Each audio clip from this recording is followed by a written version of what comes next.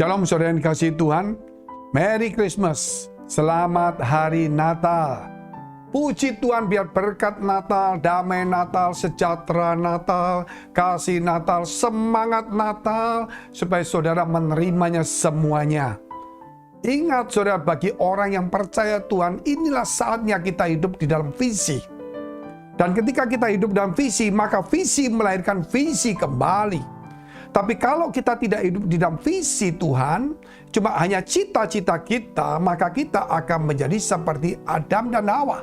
Yaitu ketika Tuhan memberikan visi, jangan makan buah yang terlarang itu, tapi biar makan buah kehidupan supaya tetap hidup. Itu visi Tuhan, memberikan kehidupan akan datang. Tetapi kemudian datanglah si iblis melalui ular tua. Akhirnya saudara memberikan cita-cita, mengubah dari visi menjadi cita-cita.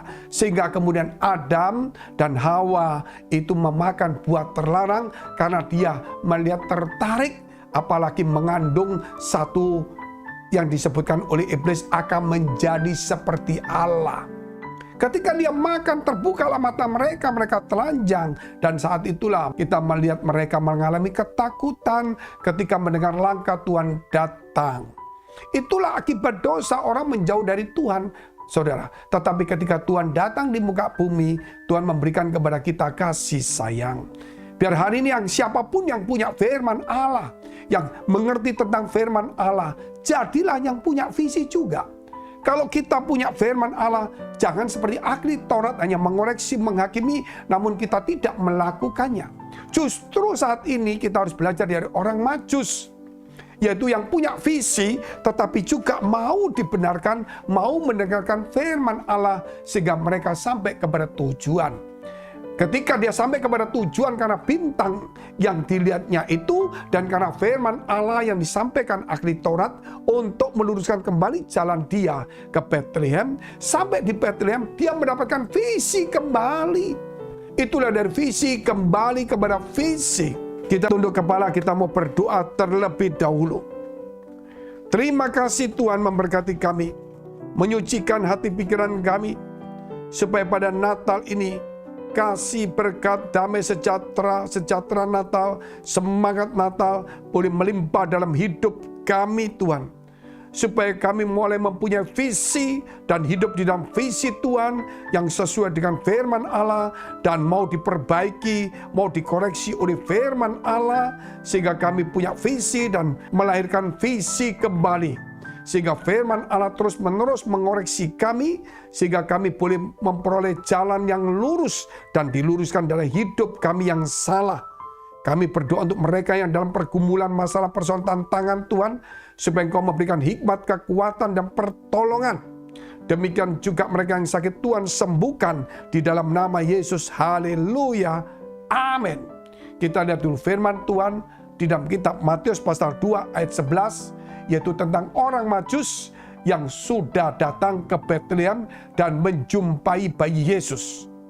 Maka masuklah mereka ke dalam rumah itu dan melihat anak itu bersama Maria, ibunya, lalu sujud menyembah dia. Mereka pun membuka tempat harta bendanya dan mempersembahkan persembahan kepadanya, yaitu emas, kemenyan, dan mur. Kalau kita melihat siapakah orang-orang Majus ini, boleh dikatakan orang terhormat, orang yang punya martabat tinggi, orang yang punya saudara pendidikan tinggi sehingga bisa melihat ilmu-ilmu tentang bintang-bintang.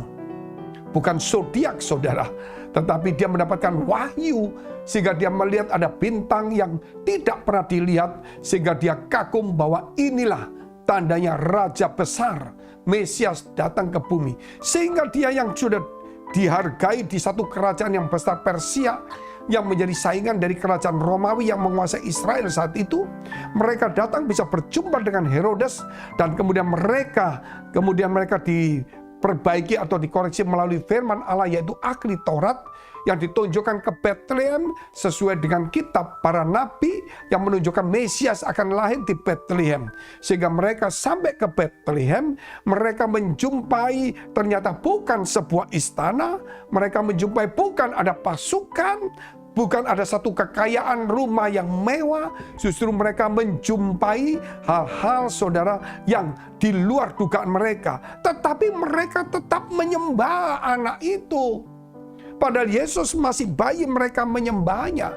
Bagaimana dengan kita saat ini kalau kita melihat Yesus yang sudah berkuasa, yang melakukan mujizat, menyembuhkan orang, bangkitkan orang mati, mengubah air menjadi anggur, berjalan di atas air, meneduhkan taufan, mengutuk pohon ara menjadi kering, saudara. Dan kemudian kalau kita melihat bagaimana Yesus mengusir setan dan sebagainya. Terus Yesus mengampuni dosa. Yesus bangkit, seharusnya kita lebih menyembah. Seandainya kita jadi orang Majus, belum tentu kita menyembah Yesus, saudara. Namun orang yang punya visi, orang yang punya petunjuk dari Tuhan, ya saudara, dia tidak melihat rupa, dia tidak melihat kondisi, dia tidak melihat keadaan, tetapi dia punya hati untuk menyembah, hati untuk datang kepada Tuhan. Terlebih kita saat seperti Natal ini, jangan lagi hati kita menjadi keras, jangan lagi hati kita dikuasai dewa mamon, jangan lagi hati kita dikuasai oleh berhala-berhala hobi yang lain, atau sakit hati, kecewa, dendam. Baiklah hati kita dikuasai visi Tuhan, dikuasai kesucian, sehingga kita datang pada Natal ini bukan menyembah secara fisik, namun hati kita persembahkan kepada Tuhan. Seperti orang Majus, bukan cuma menyembah, dia tidak nyembah pun nggak apa-apa, saudara, nggak ada yang menghukum. Malah dia menyembah, mungkin malu. Masa bayi disembah, nggak ada mahkota, nggak ada kerajaannya. Tetapi itulah visi, itulah keyakinan. Sehingga hari ini gereja, saudara, hidup di dalam sebuah visi, yaitu kami mempunyai visi yang Tuhan tunjukkan kepada kami pada malam hari. Ada ratusan bahkan ribuan anak muda maju menghadap kepada satu mimbar di mana saya berdiri situ, dan Tuhan berkata, berkatilah mereka, doakanlah mereka, karena mereka akan kupakai menjadi hamba-hambaku, menjadi pelayan-pelayan Tuhan sampai ke ujung-ujung dunia, ke luar negeri, saudara. Saat itu, saudara, saya berdoa, dan kemudian Tuhan memberkati mereka. Supaya apa, saudara? Karena mereka itu mau tulus melayani Tuhan, memberikan hati mereka kepada Tuhan, saudara. Tidak memilih-milih tempat. Akhirnya Tuhan memberkati sebagaimana orang Majus memberikan mazmur dan kemenyan ini. Supaya mereka di dalam pelayanan mereka tidak lagi mengejar upah, tidak lagi memandang gereja besar, menikmati fasilitas enak, rumah yang bagus, hotel yang nyaman, pesawat yang nyaman. Tidak. Mereka akan seperti orang Majus itu, saudara, memberikan dengan tulus hidup mereka. Kita lihat dulu ayat selanjutnya. Dan karena diperingatkan dalam mimpi supaya jangan kembali kepada Herodes, maka pulanglah mereka ke negerinya melalui jalan lain. Inilah visi melahirkan visi. Kalau orang taat melakukan ajaran Tuhan, maka Tuhan memberikan lagi visi untuk langkah selanjutnya. Jikalau anak-anak muda atau saudara-saudara yang percaya dengan visi ini, engkau memberikan hidupmu sungguh-sungguh membaca firman Allah, kembali kepada ajaran Yesus, karakter Yesus, dan misi, dan mau dimuridkan, saya yakin, maka visi itu akan terang, sehingga saudara mendapatkan visi kembali. Sehingga saudara kita punya tujuan jalan yang tepat. Sebagaimana kita sebagai pelayan Tuhan, saya yakin banyak hamba-hamba Tuhan yang sudah melayani Tuhan, yang sudah taat, maka kemudian Tuhan masih memberikan visi kepada dia. Ketika taat diberikan visi kembali. Tetapi ketika tidak taat, ketika cita-cita, ketika keinginan duniawi muncul, visi itu hilang. Kita perlu kembali kepada firman Allah supaya dikoreksi, supaya kita kembali ke jalan benar. Itulah ajaran Yesus, back to Jesus teaching. Kita harus punya karakter yang taat supaya kita mendapatkan visi, sehingga kita kembali ke jalan yang telah ditunjukkan dan dipersiapkan Tuhan. Haleluya. Mari kita berdoa. Bapa kami dalam surga, Bapa yang baik, yang kami kenal dalam nama Tuhan Yesus, memberkati setiap umat memulai firman ini, supaya kami boleh menenggelamkan hidup kami di dalam firman Allah dan mau dikoreksi dan mau merenungkan siang dan malam, sehingga kami boleh mendapatkan visi yang dari Tuhan, yang benar-benar dari Tuhan, yang menuntun kami dari visi kepada visi sesuai dengan firman Allah yang selalu membentuk hati kami, yang selalu mengoreksi hidup kami, selalu menuntun kami. Di dalam nama Yesus, kami juga berdoa untuk mereka yang dalam pergumulan, masalah persoalan, Mari saudara dekapkan kedua tanganmu di dadamu. Jika engkau memohon pertolongan, engkau mohon perlindungan, engkau memohon kasih daripada Tuhan. Ketika kamu mempunyai pergumulan, masalah, persoalan, tantangan, baik dalam pekerjaan, rumah tangga, kesehatan, apapun juga, baik itu studi karir, pasangan hidup, kiranya engkau mau mendekapkan tanganmu di dadamu, dan biar kasih Tuhan, tangan Tuhan yang berkuasa menyertai dan memberkati engkau. Di dalam nama Tuhan Yesus, engkau yang sakit, tumpangkan tanganmu bagian sakit.